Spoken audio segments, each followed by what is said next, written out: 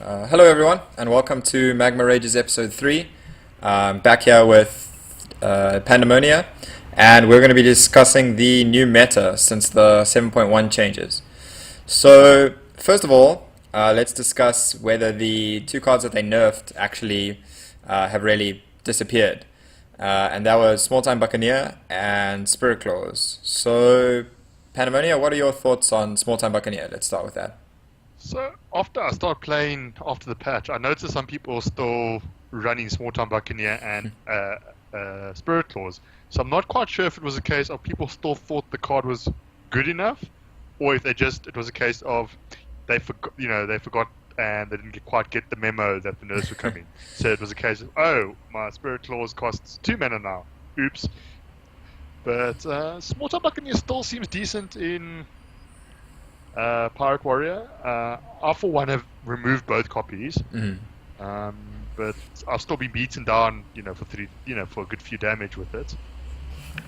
Yeah, I've also been removing those largely from the deck, replacing them more with like Naga Corsairs personally in the Pirate Warrior list I was playing, and some you can like I think it was a Naga Corsair and like a Mortal Strike or something, but like I think Small Time Buccaneer the nerf has really hit pretty hard. The majority of decks I see aren't playing Small Time Buccaneer, and to be honest, when it's played against me, it really doesn't feel particularly great for Yeah, them. it doesn't Like feel, yeah, it's pretty easy to deal with. I mean, the one health difference on the Small Time Buccaneer has made a huge difference.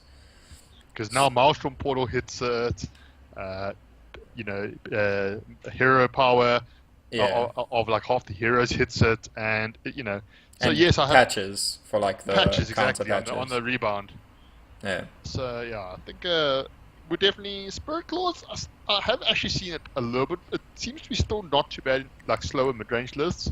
Mm. But I still am not completely sold on because obviously the spell power, you know, yeah, playing it. Let's say you want to guarantee spell power, it's turn 4, Yeah.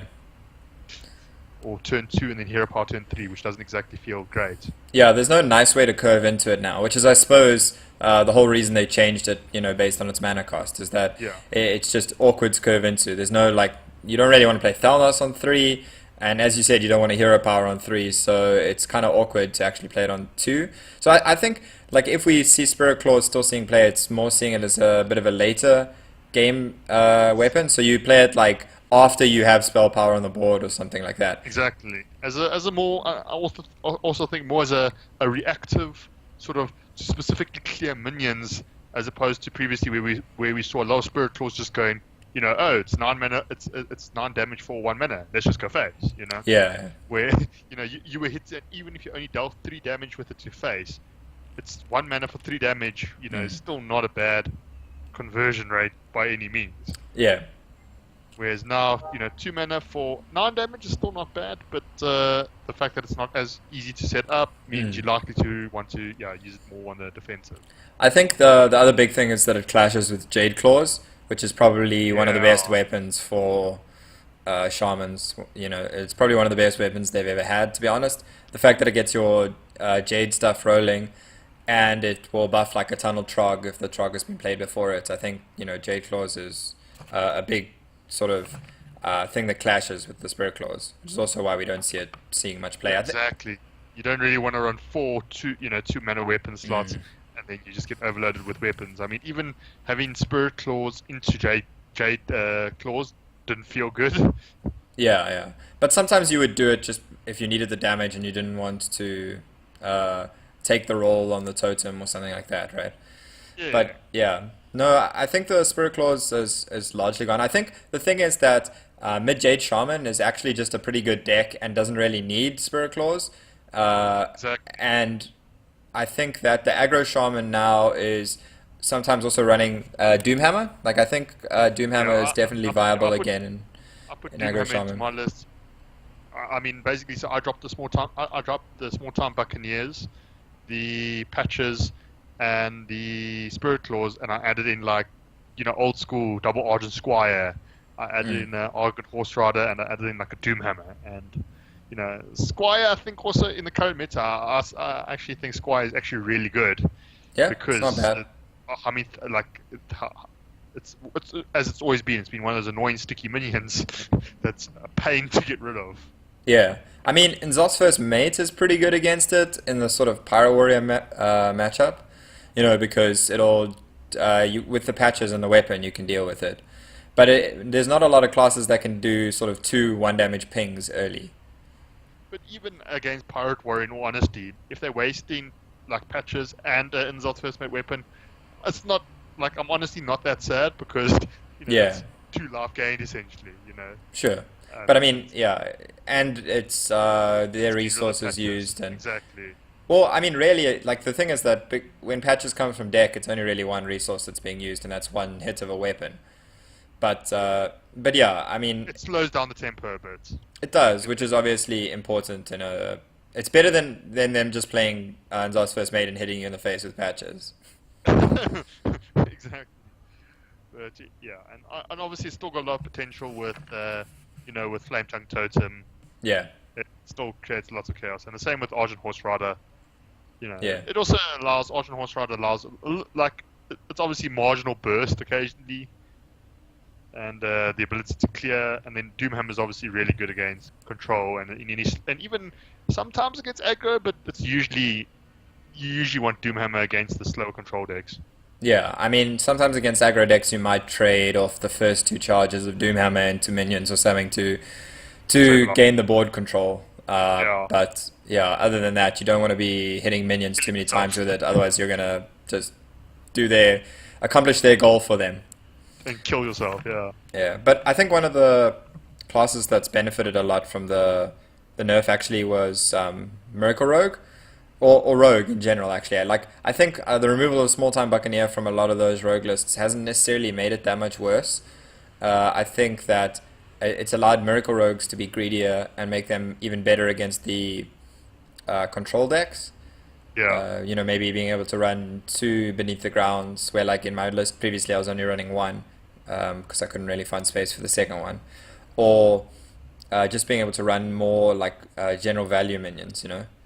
Are you still running patches in your Miracle Rogue, or 'cause Yeah. you obviously cut the Small Time Buccaneer, but you still run patches with the Swashbucklers, I presume. Yeah, for a bit. I haven't been playing Miracle Rogue that much recently, but for a bit I was running patches with deckhands. Deckhand as well. And yeah, I think I was just running one deckhand and two swashbucklers, so it was a relatively low chance. But to be honest, I haven't really played that much Miracle Rogue because I've been busy playing a different rogue, which we will get to just now. But yeah, so first of all, let's just talk about Pyro Warrior. So like the deck is definitely still a thing, as we mentioned. I think it's still pretty strong. At the moment, the meta's kind of weird because people are just not really playing it as much as they probably should, based on its strength. People are Or kind of just just stupid experimenting with things and being greedy, as it always tends to happen when metas change or a new meta comes about. People tend to be a lot greedier than they really should, because the aggro decks aren't really refined yet, and because people are kind of playing things they're like, "Ooh, this is fun to be this super greedy deck." Yeah, exactly. And I think it's good because I think honestly, I think it's good in terms of people going, let's have fun again. Because the problem is, unfortunately, some people might say yes, it's fun to play aggro shaman or it's fun to play pirate warrior, but the problem is like a lot of the let's call them super fun decks are traditionally not very good. I mean, like if we go back to Sure. obviously the Mimi decks, so it's good to see fun in its more conventional sense because yes, it's it is fun beating people on turn 4 with pirate warrior, but in, But div- in rip terms Major Domo. exactly, or Mo Rogue, or what's it? I see Kun Druid is becoming a thing. This is not that bad. I was playing some Malagos Kun Druid, Yeah, which I think is decent. I think it has potential in like tournaments maybe for like certain lineups. But anyway, that's yeah, kind of beyond the point. So yeah, so Pirate Warrior is definitely still a thing. I think the overall meta, as we said, is kind of slowed down a bit. But which is I think good. I think at some of the higher ranks now, you are starting to see a lot more Warrior. I mean, if we look at like the Vicious Syndicate live data stuff, it is telling us that as you sort of get closer to one, there is tending to be like a steady increase in the percentage of warriors, which I think is telling us, that Pyro Warrior is actually still pretty good, and the people are still climbing with it. I think with the ranked floors, it's made it really weird around the 10 and around 5 Yeah, because people are playing really weird stuff like because they've I've climbed from, they've climbed, and now they're just chilling at rank 10 or rank 5. So Yeah, or they just feel like, oh, this is like the break they can have in their climb to experiment with random stuff. So like I was getting really frustrated the other day because I was just losing to like absolutely random shit, and I'm like, well, this shouldn't be in your deck. Why is this in your deck? What is this? Why is this a deck? Like just play real decks, and my deck will beat your real decks. It's fine. yeah, but that's exactly the problem, though. I mean, this is why I always joke with people. Is, sometimes the toughest climb can actually be from like rank 25 because you have to now beat all these absolutely random decks with cards you haven't seen since you played the tutorial. Yeah. You know, I and mean, yeah. Sorry, go on. yeah, Yeah. but So like I've actually been playing a bit on my NA account as well, which is like totally free to play. Basically just has basic cards at this point, and like only a little bit more. And that I made the climb from 25 to 20 pretty easy against that. Actually playing against like some meta decks and stuff on the way, and I was like, how? This is like basic mage and like basic druid. Like, I was playing Cthulhu Druid with 2 Beacon of Evils and 1 Dark Arakoa. That was the entirety of my Cthulhu buffs. yeah, I always also do It that on my worked. NA. But the thing is also remember is people still forget, cards like Children Yeti are still difficult. You still have to kill it. Yeah. Cards like Boulder Fist Ogre. It's a Yeah, six yeah. I mana mean, 6 you those still are have those to are all in kill. my decks. Anyway, And, yeah. yeah, that's a discussion for another time. Speaking about real decks, so we're gonna. I think we can talk a bit about what we've been like laddering with and what we found is really good post the nerfs. And there was a Finger rogue list going around, sort of at the end, just after the nerfs, because the nerfs were like last day of the February season, right? So we Yeah. saw Dwayne get to rank 1 legend on EU, or finish the season. Uh, okay, no, I don't think he finished the season rank 1, but he got to rank 1 EU playing this Finger Rogue, and his teammate Freaky, or Freake, I don't know, Freake, let's go with that, was also playing a similar rogue. So this is a list running Curator with Jungle Panther as the token beast, and obviously the Azure Drakes, and then the sort of Murloc package with the Finger. Um, I've been playing this deck quite a bit, and I've found it to be pretty successful actually. Like my win rate with it's been pretty decent. Um, I think the Finger package is pretty powerful, and it's actually quite surprising how like it can fight both the aggro decks and the control decks. So yeah, I don't know if you've encountered this much in your games that you've been playing. I faced it I have actually faced it several times, and as we're going to get to, I've been playing Temper Mage, and so Temper Mage actually seems to keep up with a deck like Finger quite well because it kind of just tries to get a little bit earlier board, more tempo than your aggro rogue does. I played a bit of aggro rogue, but not with the Fingers. But yeah, Finger. I mean, as soon as someone drops Finger, it's one of those inevitable. You feel your doom incoming because you can't. Currently there's very little way of killing a Yeah. stealth minion. There's no more flame. There's no more flame cannon. There is I wish I Stampeding had. Kodo though, but nobody's playing it yet. Finger hasn't become Yeah, enough of that's a true. problem. I got annoyed with Finger the one day from my opponents and put Stampeding Kodo in Marino lock. And I was like, no, I'm gonna take it out. It's bad. I'll stop doing Well, that. Koda's not bad though. Well, again, I mean, it kills Shaku too. Yeah, yeah. No. Kodo has like use, but realistically, Shaku's definitely gonna have attack before then. You can kill it. But Yeah. yeah, I mean, Kodo is quite interesting. I mean, yeah. So I have about a 60% win rate with this deck. I found it to be pretty good against other rogues. It's fast enough that it can exploit the Miracle Rogue's weakness to slow decks, Yeah. It and definitely. it has the sort of staying power to actually beat other aggro rogues. The mirror kind of a lot of the time feels like it comes down to Finger, but I've had some crazy games where it's like I play Finger on 5, he plays Finger on 5, we both sit around for the next few turns not playing anything and hitting each other in the face with our wicked knives. Because no one wants to kill, no one Yeah, wants to unstealth it to, yeah. yeah. And then I think in that one game when that happened to me, he unstealthed, but he played the like war leader and stuff, hit me in the face just so that he could set up for like the Leroy lethal the next turn. Because as it was, I was racing him, and I was probably like one turn off, also doing pretty much the same thing, where I would be able to play a board, hit him, and then set up for lethal the next turn. Because rogues have like no healing, so Yeah. yeah, when you can set up the two-turn lethals against rogue, it is pretty good. And like speaking of that, actually, the curator does a pretty good job at that, at sometimes saving you from those awkward positions. Like rogues generally have not played many taunts or really any heal since Healbot went out. So curator actually does a pretty good job there. Especially a lot of the aggro lists aren't running SAP yet. Yeah.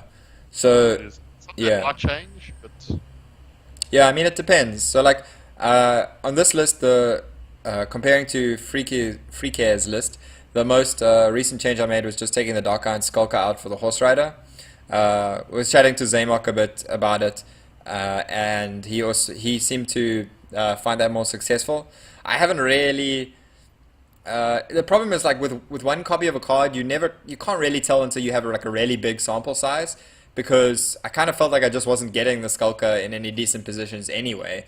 So it was like I don't really know what the effect of it was. Like yeah. whereas like having two horse riders, you're like, well, you see the horse rider more often, and I think it does help against certain matchups, and often against matchups that struggle for removal. Like Argent Horse Rider plus Cold Blood is actually pretty good on turn 4. Hitting them in the face for 6 with the likelihood that you're actually pretty likely to hit them in the face again. Yeah. People, I think, are surprised, like the number of times I've also done that where you play an early Cold Blood on even like I play Argent Squires. Yeah, And it's just the case of same. kill it, but like, like, like some decks just struggle to actually kill it. Yeah, so yeah, this deck also is running one Argent Squire, so sometimes you do also get those turns. And like the one thing I have to say about this deck is it has ridiculous burst. So I've had really really stupid turns where you like get Finja out, you play your two Murlocs from hand, like War Leader Bluegill from hand, then you attack with Finja, kill something, get the other two Murlocs from the deck. Now your Bluegills are 6/3s, so you hit him in the face for like 12, and then you Shadow Step a Bluegill to play it again for 6 damage, which is essentially 0 mana 6 damage Shadow Step, which is pretty insane. I've even done that like over 20 damage in a turn like that with just a Cold Blood or being able to play Leroy or something as well alongside that. Eviscerate. Yeah, Like I've seen some it's of the pretty ridiculous streamers damage from play it, and burst. you see like all of a sudden, boom, that's a lot. Like I think I was watching Nibbles the other day. Also, he was playing a Finch list and also did like 20 something damage, and just you like almost OTK'd the guy, and you're like, wow, this game Yeah. was fun. Yeah, so that's one of the other things about like so there's these decks. Originally, a lot of the water rogues, because I tried playing them a bit, they weren't really playing Leroy necessarily alongside Finja, but Leroy actually, because it feels like they kind of compete, but actually Leroy synergizes really well with Finja, because you can play Leroy and then trade Finja into one of the whelps if your opponent was trying to avoid you getting the Finja value off, and then all of a Yeah. sudden you get like probably 10 damage to face, let's say, if you get War Leader plus Bluegill, or if you can actually play one of the others, or if you have, like, yeah, so let's say you get like 10 damage to face and you set up a pretty decent board. So that's kind of like a sneaky synergy there. Oh, I didn't actually realize it. Yeah. Yeah, because Leroy is pretty much one of the only cards other than Hungry Dragon that gives your opponent a minion. So, there's quite interesting synergy there with like Finja. Like, if they printed more stuff in the future, let's say in Journey to Ngoro, that was giving your opponent minions. Like that would actually be better for Finja, weirdly enough.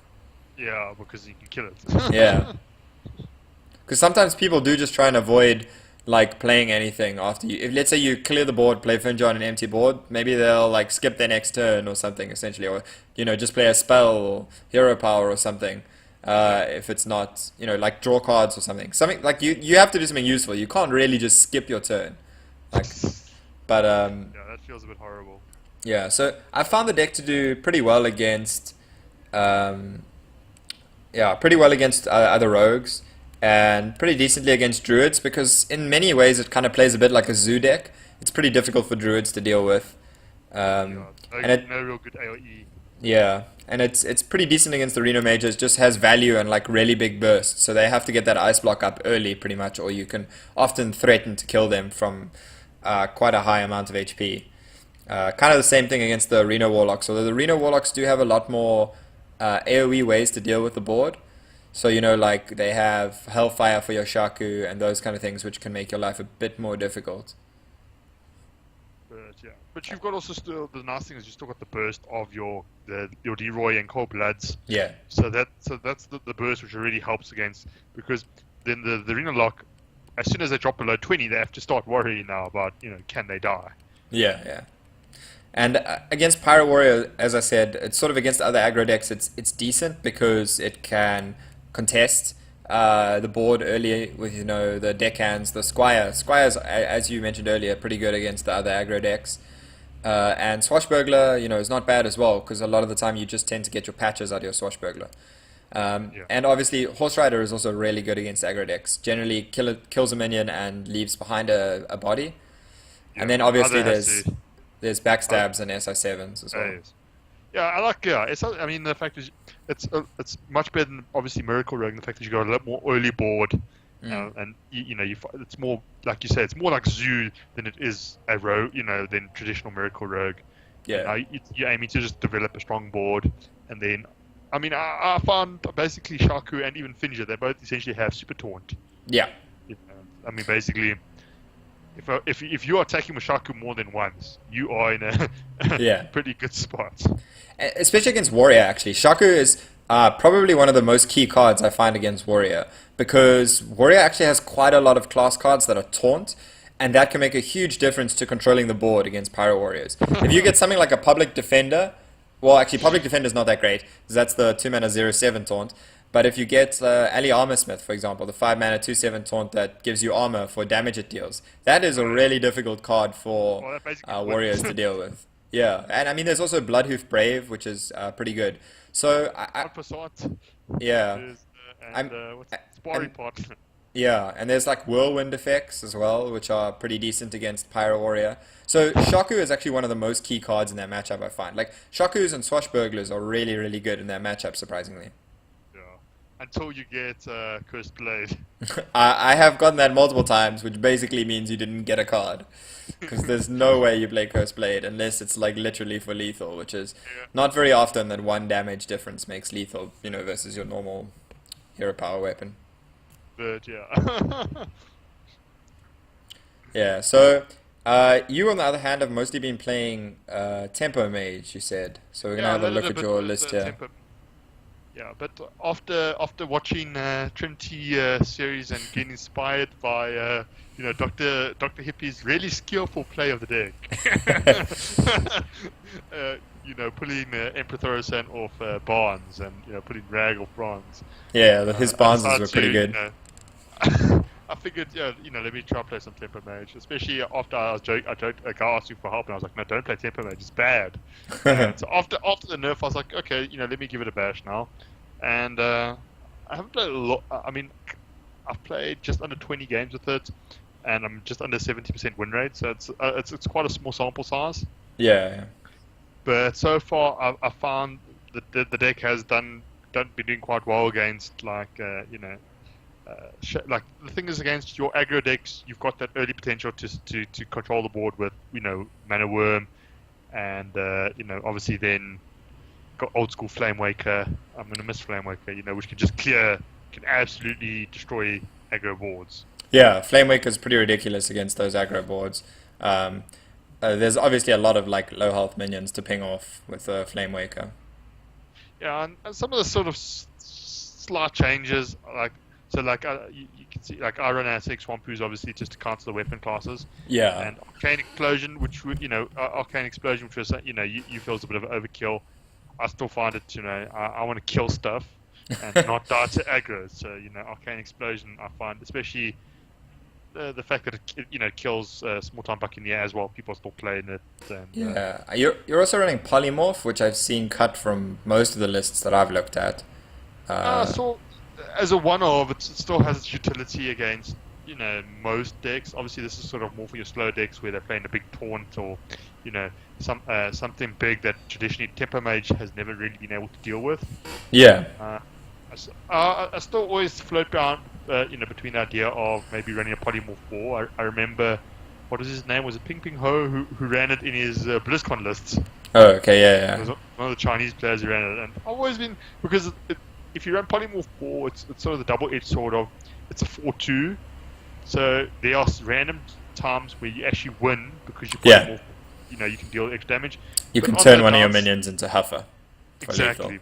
But on the downside, if you polymorphing your opponent's thing, you're giving them a 4-2 charge as opposed to a 1-1 sheep.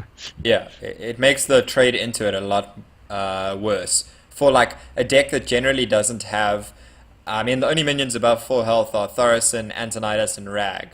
And Well, Rag's is it not Drake? trading into anything. No, no, but Azurdrake doesn't have. Azurdrake has full health. So Oh yeah, there's nothing else in the deck that you can kind of trade into it favorably, which is oh maybe yeah. often what you kind of want to do when you polymorph. You also can't ping it, obviously. So yeah, it does become a bit tricky, polymorph ball, but it's definitely a consideration. So, like polymorph boring a babbling book can also sort of be decent early removal against other threats, maybe. Yeah, I think it was the other day. I think actually I was playing as a where, I traded one of my guys into dude polymorph ball my own dude, traded again. You Yeah. can get some kind of value trades with it. But yeah, it's situational, and But so far at the moment, this list. I mean, obviously, it's if you get like input turns, Mm. like there's some games where you're playing it just for almost like yes, you want to win, but it's mainly because you want to see the explosions. Where you go like Flame Waker, and then you go wild. Yeah, yeah. I mean, the Barnes is obviously really huge. When Barnes hits stuff like Emperor or Antonidas or Rag, like you have a much higher percentage win rate with this deck, right? I mean, those are like really huge things to hit. Even Flamewaker a lot of the time. Flame Waker, and even surprisingly, even Mana Worm. It's not. I mean, it's not a Yeah. bad sort of allows you to trade. Get favorable trades because within the next turn or two, it's at least a 2-1 or 3-1. But obviously, yeah, Rag and Tornadus, Thaurissan are kind of your ideal targets. Yeah, yeah. So yeah, I mean, it's as most tempo mages have been for a while. There is a lot of it's a heavy RNG. So like so I've had days where I absolutely feel miserable with the deck because I'm like, you know what, nothing is going my way. Okay, let's play a different deck now. Yeah, yeah. So, what have you, or how have you found the different matchups with this deck? Obviously, you've teched it a bit to beat the weapon decks because weapons are pretty good against, tempo decks because weapons provide like a massive tempo advantage. So, Yeah. like, how have you found your sort of win rates? I don't know if you've been keeping track of Yeah, stats or if you I have been just keeping off track. the top of your head. I've been so currently against like Shaman, I have a 50% win rate. So it's kind of it's almost a coin flip as to basically it comes down to two things: who has turn one, Yeah, because it's actually I think it's quite important that matchup. It's quite a big thing is going first or second, and also obviously who gets the ideal curve start. Do I as a tempo mage get the turn one mana worm, turn two Sorcerer's Apprentice, or turn two ability to clear, or do I struggle from behind? Because tempo mage is a deck that notoriously struggles to get back from behind. Unless you have an absolutely massive Flame Waker turn, you're yeah. stuck behind for a very long time. I think that's one of the biggest tricks that I find to tempo mage is learning how to play those situations when you're behind, learning to know when to hold, when to just like play arcane intellects and try and set up a hand that you can actually play like a Sorcerer's Apprentice and a Flame Waker or something like that, and actually Yeah, like recover the board. yeah, And exactly. that's But also not where something like Mirror Image is really huge. yeah, Mirror Image I found has helped me. Obviously, it's a lot because it's really amazing when against a Pirate Warrior has to hit a 7 attack Arcanite Reaper into a mirror image. Yeah, You feel really good after yeah. that.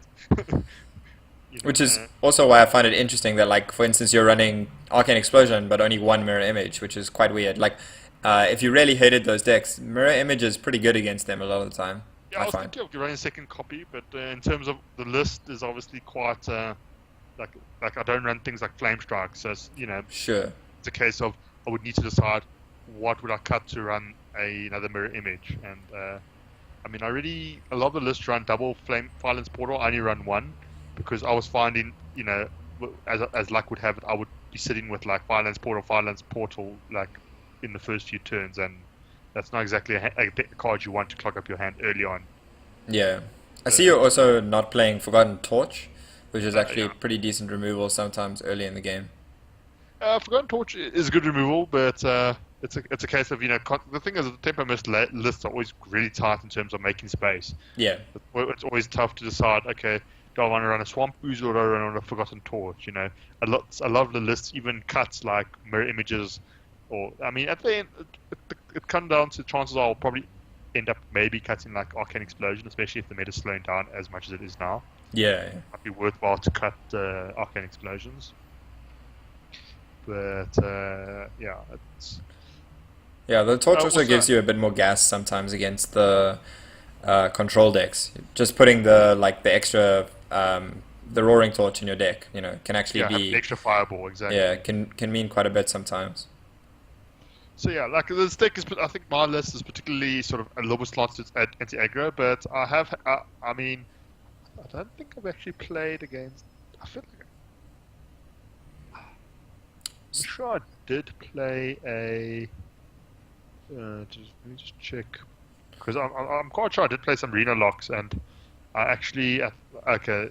The main Yeah, deck that absolutely this deck like I've been having most success with is surprisingly Priest, yeah, where I just absolutely destroy. I've been destroying priests, but yeah. I think Dragon Priest has actually gotten quite strong, but that's something I think we can talk about on a future episode. so my We stats can with this maybe deck look. actually haven't been like that great, but it's fun to be playing Tempo Mage again. It's just a deck that has been dog garbage tier for a while. Yeah, well, I mean, it was always an option in some of the aggro lineups we saw pre-patch in like HC in the HCT qualifiers for like NA and EU. I mean, Green Sheep piloted it to the Bahamas, so I wouldn't quite say it was garbage tier, but A lot personally, of people struggled with it though. yeah, personally, I was not a fan of even Tempo Mage in that lineup. Um, I still think almost just Reno Lock like Dr. Jinkininki was playing. Somehow I ended up having to say his name again instead of the Reno Mage. Instead of the Tempo Mage was probably a bit better.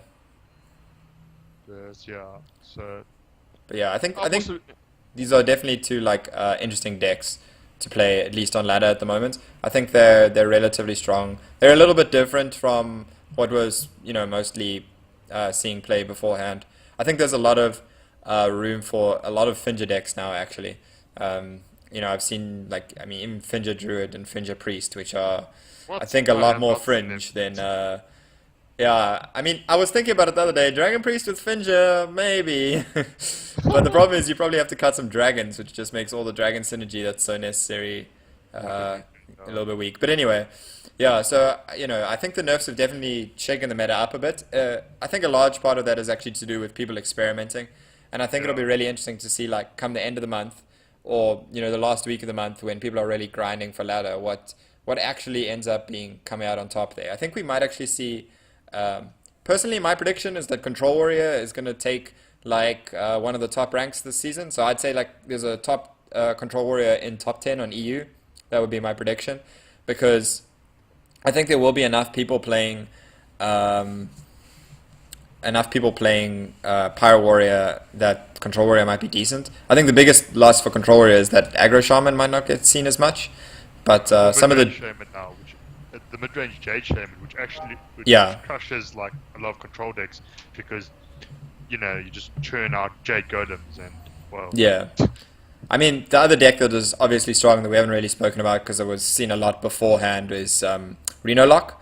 I think Reno Lock is also really strong right now. I'd say Reno Lock is probably going to fill a few of the top spots, which might actually cost the Warrior because that's not a particularly great matchup for the Warrior. it's horrible for Warrior. Yeah. Like I've played it from both sides, and I definitely played from the Reno Lock side. Yeah. But I think if the meta kind of goes as it is, where like the top ranks now are sort of tending a bit more towards Pirate Warrior again, then I think Control Warrior might be good. Maybe not for the end of the season, maybe not for top legend, but at least for the climb. Yeah, maybe time to dust off the control. I haven't played it for a while. Except I played it a bit in sort of some of the league matches to try and counter aggro shaman and and pirate warrior. Yeah. But the problem, it's a case of you got to try and be quite careful in terms of how you, because otherwise, struggles against Reno Lock. I think it's not so great against Reno Mage. Yeah. It's not very good against any of the Jade decks because you just can't keep up with it. Yeah, yeah. It's a deck you would have used very carefully. Yeah, I mean, I think that we have also seen a lot more Jade Druid these days, I think. Yeah, I've faced a ton of Jade Druid. I think Jade Druid was the real like low-hanging branch. But I think, Tempo Mage is pretty favored against Jade Druid, and so is the Rogue that I was playing because of how You would think, Zooey but I'll type be is. struggling against. I'll be honest. Really? I've actually been struggling with my Temper Mage against Jade Druid. Maybe I've been doing something wrong, but I find that I just can't put enough pressure on early enough, and then I get overwhelmed, and then I can't, deal with 6/6s and 7/7s. Yeah, I mean your deck with the Swampoos and the Arcane Explosion that I'm going to go back to, Yeah. versus like having a second mirror image and maybe a bit more burn probably doesn't help against the Jade Druid, right? Because mirror image is Exactly. pretty good because it protects your Flamewakers from the Feral Rages, so that it forces them to have the swipes to actually kill the Flamewakers. And Flamewaker is one of the ways you just run away with that matchup. Yeah. So definitely it's a case of I suffer because I've teched it against certain matchups. I then obviously struggle against other matchups. Also, the problem is getting through Jade Behemoths and Ancient of Wars is Yeah. quite because previously like Temper Mage used to be quite good against because you could generally not necessarily kill them, but you could do a lot of damage against them before they could drop Ancient of War. Yeah, Whereas and now, then you could burn them afterwards, pretty much. So the Exactly. taunt didn't matter.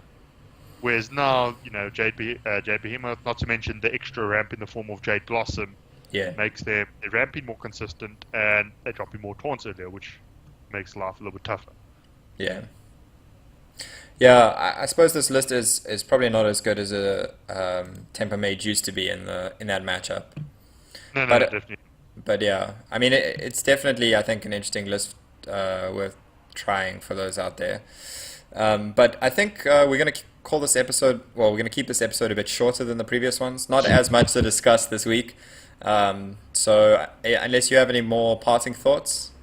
Just hope. Well, the week and a half, the spoilers are gonna start because it was 17th of March. I believe they announced, Yeah, and so it's time to get on the hype train for Ungoro. yeah. We'll probably maybe I'm guessing we probably see another quest sometime soon. Yeah. But I think with them saying there's going to be one per class, they got us. They might tease us with a second one and then give us a bit of a break from teasing quests or something, or maybe they'll just give us some more adapt stuff. Another mechanic, because I mean, also it's a case of we've seen quests and we've seen adapt. There might still be another mechanic. Maybe.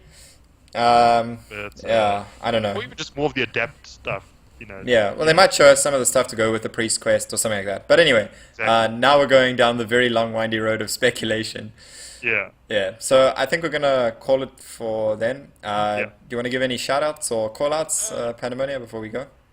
Just cool. Always fun to just chat, and we'll see you next time. Yeah, thanks everyone. Like and subscribe, do all that stuff. Shameless plugs. Follow us on Twitter. Cheers.